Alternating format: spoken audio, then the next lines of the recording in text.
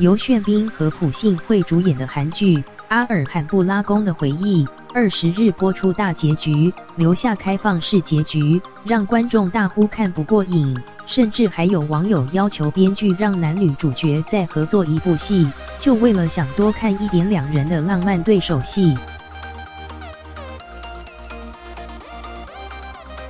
韩剧《阿尔罕布拉宫的回忆》，因为我不想死，现在交给我吧。炫彬拿到天国的钥匙后，交给了以朴信惠为雏形的角色艾玛，却是悲剧的开始。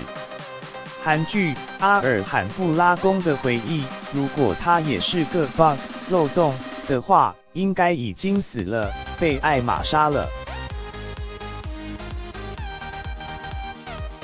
什么？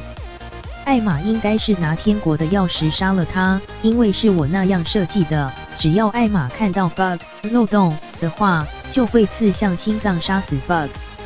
原来游戏设定，艾玛会拿钥匙刺死游戏中的错误设定。炫彬得知后也亲手删除在游戏中决斗后却在真实世界死亡的人。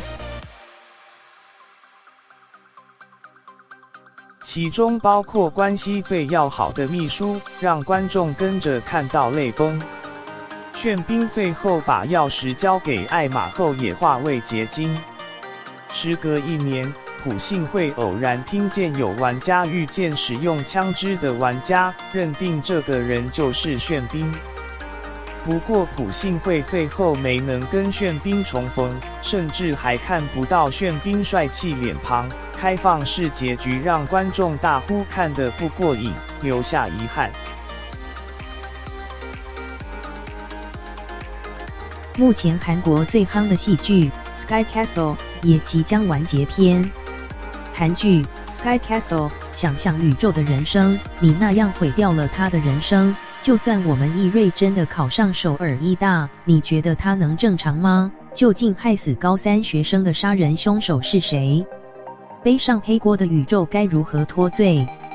成为韩国讨论度最高的韩剧，观众对最后结局是既期待又怕受伤害。